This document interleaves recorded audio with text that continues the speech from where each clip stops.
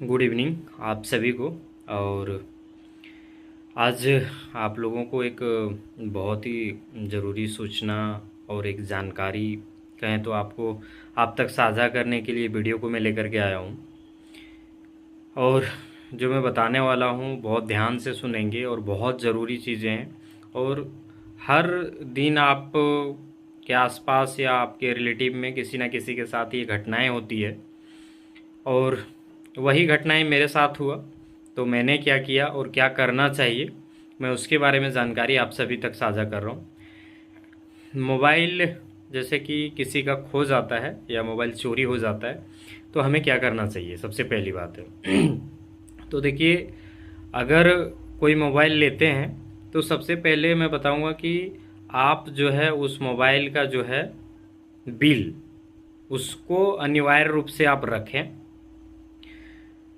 और अगर आपका फ़ोन चोरी हो जाता है या कहीं खो जाता है तो सबसे पहले आपको संबंधित थाने में जाकर के एक आवेदन देना है। और उस आवेदन में आपको केस नंबर दिया जाएगा और उसका आपका जो है सो रिसीविंग भी आपको वो देंगे, वो चीज़ आपको रखना है। उसके बाद सबसे पहले आप अपने, अगर फ़ोन खोता है तो सबसे पहला जो आपको काम करना है वो सिम को बंद कराना है, क्योंकि हो सकता है कि आपके साथ में वो ओटीपी के माध्यम से फ्रॉड कर सकता है। तो सबसे पहला काम है सिम को बंद कराइए। उसके बाद आप संबंधित थाने में जाइए और वहाँ पे आवेदन देने के बाद वो केस नंबर देगा और आपको जो है सो उसका रिसीविंग दे देगा।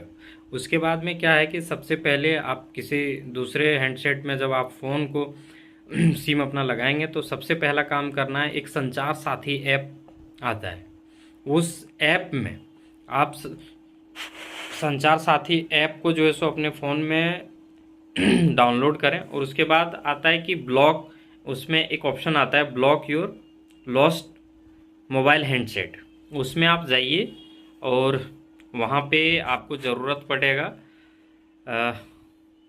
मोबाइल का बिल, मोबाइल का ईएमआई नंबर और जो संबंधित थाने में जो है सो केस किए वहाँ का जो है सो डिटेल आपको मांगा जाएगा और केस का केस नंबर और उसका रिसीविंग का फ़ोटो, साथ ही साथ जो है सो आपका आधार कार्ड और आपके एड्रेस, सारी चीज़ें लेगा।